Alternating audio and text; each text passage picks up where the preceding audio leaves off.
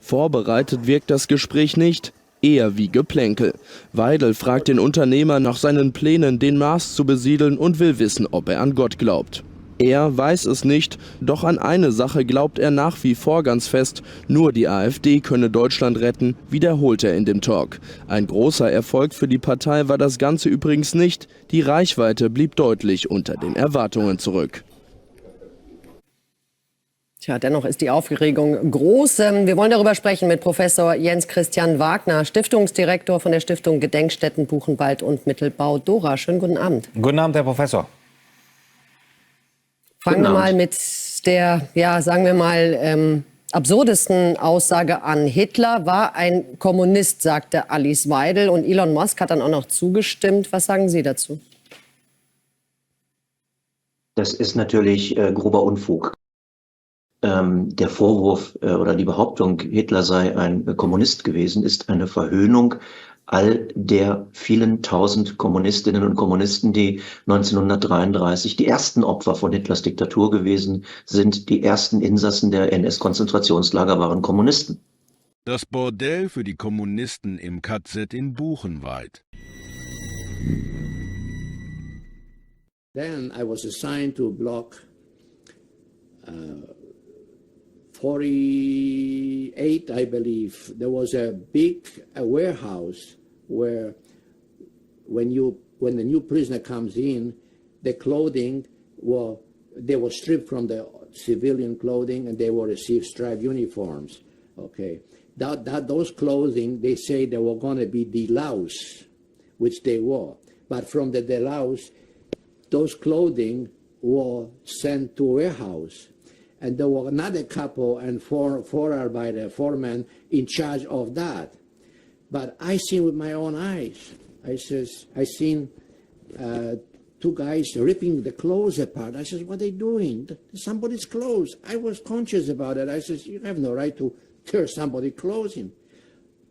They were looking, when the Jewish transport come in there, they were looking for gold and diamonds sewed in the clothing.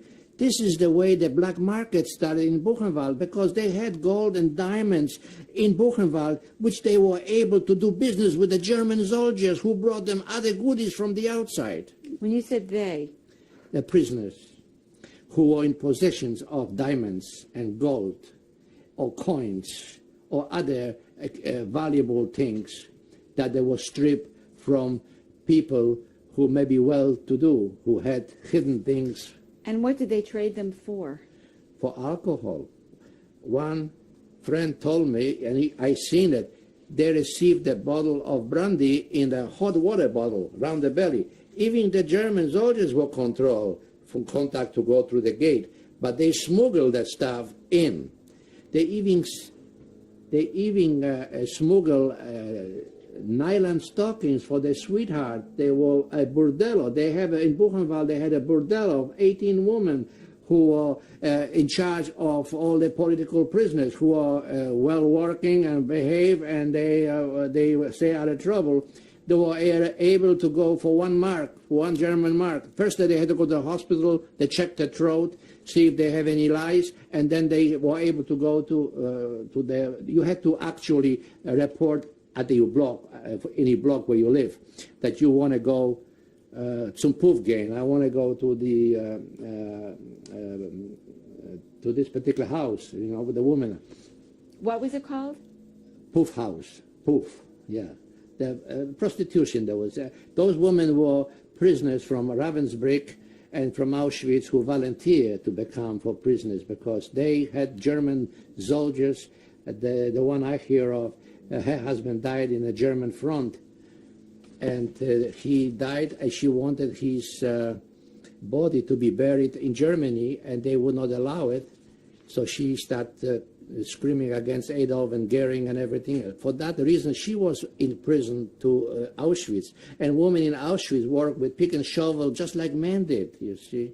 What were the nationalities of the black market prisoners? You mentioned the black market before. Well, I say it in the sense of black market. Black market started existing in 1945 after the war, where the money circulations were not worth nothing, where people have exchange the German marks for American cigarettes. Yeah, but the way it was used yes. in the camp. Yeah. Well, the black market was, they had contact with the soldiers. You see, the soldiers who count you on the Appellplatz. When you come from work, you had to stand up. Every camp will be accounted for till they have the statistic that nobody was missing, you see. But were certain prisoners, certain groups of prisoners from any particular company more involved in the black market than other prisoners? No, those were the ones that have inside connections only. You could have been a capo or foreman on outside detail work, and yet you had the connections to this particular soldier. You knew which soldier was undertake, with whom could you do business. And for gold, the diamonds, and other jewelry, you could do everything. That's the way I'm calling a black market. Inside information. Inside information. So there could have been any nationality, and there were not stool pigeons, because if they found, if they would have squealed, they would have been punished just as much as the soldier. So there was a close comunicado, you see.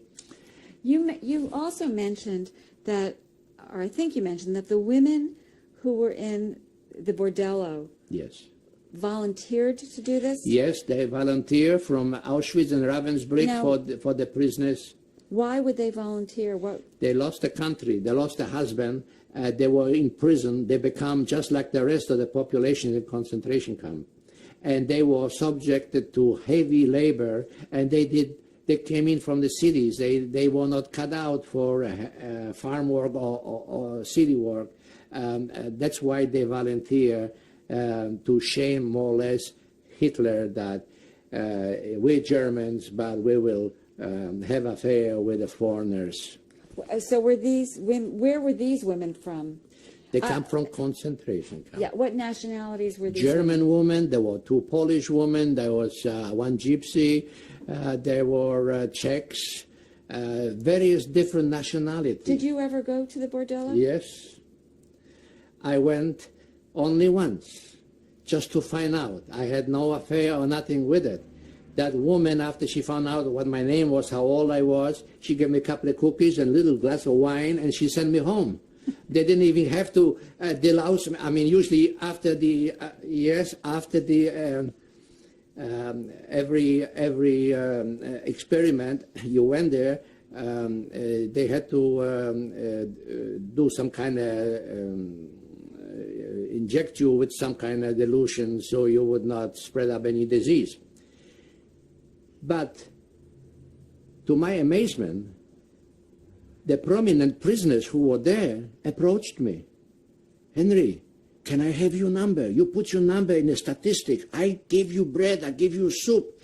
I made a business out of it. I put my name every week. You put your name into... To the statistic that I want to go to the bordello. But in place of me, my friend with using my numbers went in my place. Why couldn't he use his number? Because they were prominent, they were working in town to town. They knew a little more politics than I knew. They didn't want to be caught going there under their names. But in the meantime, the statistic knew about it, that you must have been a strong man. You go into bordello every week. Oh, transport to the tunnel work. That's why I went up in Nordhausen, in Elrich Nordhausen. You see, I got... it's not funny, but God's honest truth. They used me as a guinea pig that way too, and yet I was innocent. Okay, what did these other prisoners who did not want to be known for going to the bordello, what did they give you when you'd... Oh, hunk of bread, extra portion of soup, because they had everything. They were in control of the food, so they could throw a little here, a little there. They promised me that, you know.